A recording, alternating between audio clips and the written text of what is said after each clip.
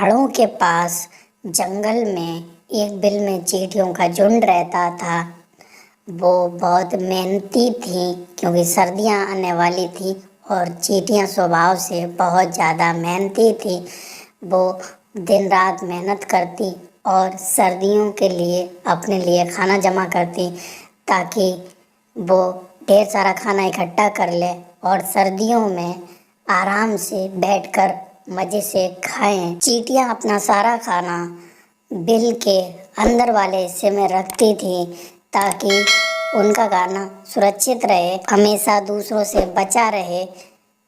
वो सारा खाना अपनी रानी चींटी के पास इकट्ठा रखती थी और रानी चींटी हमेशा खाने पर नज़र रखती थी और वो बाकी चींटियों को आदेश देती थी कि तुम जाओ और खाना इकट्ठा करो ताकि हम सर्दियों में आराम से और चैन से खाएं। सभी चींटियां रानी चींटी की हमेशा बात मानती थी और मेहनत से सारा काम करती थी और कोई भी चींटी रानी चींटी की बात मानने से मना नहीं करती थी। उसी जंगल में टूनी चिड़िया अपना घोंसला बनाकर रहती है।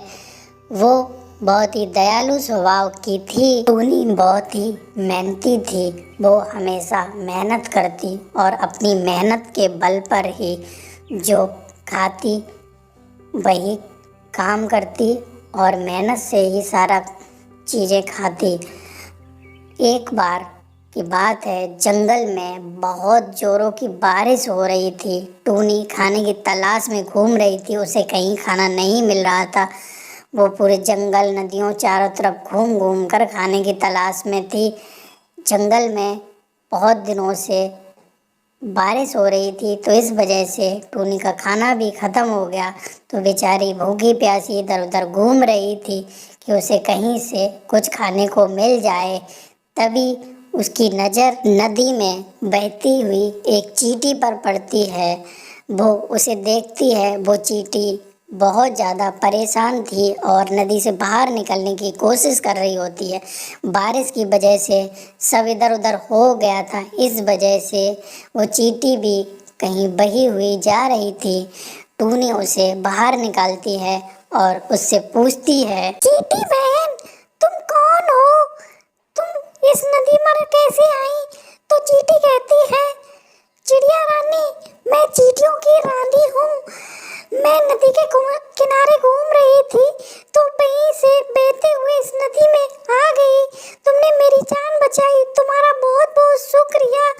अब मैं भी तुम्हारी मदद करना चाहती हूँ, तुम मेरे साथ चलो। मैं तुम्हारी खूब सारी खातिरदारी करूँगी और अच्छा अच्छा खाना खिलाऊँगी। टूनी तो भूखी होती ही है तो वो चींटी की बात सुनकर उसके साथ चलने लगती है। वो पहाड़ों के पास चलते हुए पहुंचती है तो चींटी उसे अपने बिल में ले जाती है और उसे बहुत अच्छी अच्छी खाने की चीज़ें देती है, जिसे देखकर चिड़िया बहुत खुश होती है और उसे खाती है और चींटी से कहती है, तुम्हारा शुक्रिया चींटी रानी, मैं आपकी बहुत शुक्रगुजार हूँ। मैं बहुत भूखी थी, आपने मुझे इतना बढ़िया बढ़िया भोजन दिया, उसके लिए आपका बहुत बहुत धन्यवाद। तो चींटी उससे कहती है, आपने मेरी जान बचाई, उसके आगे तो ये तो कुछ भी नहीं। अब से हम दोनों पक्के दोस्त हैं। आपको जब भी कुछ खाने का मन करे तो हमारे बिल में आ जाना।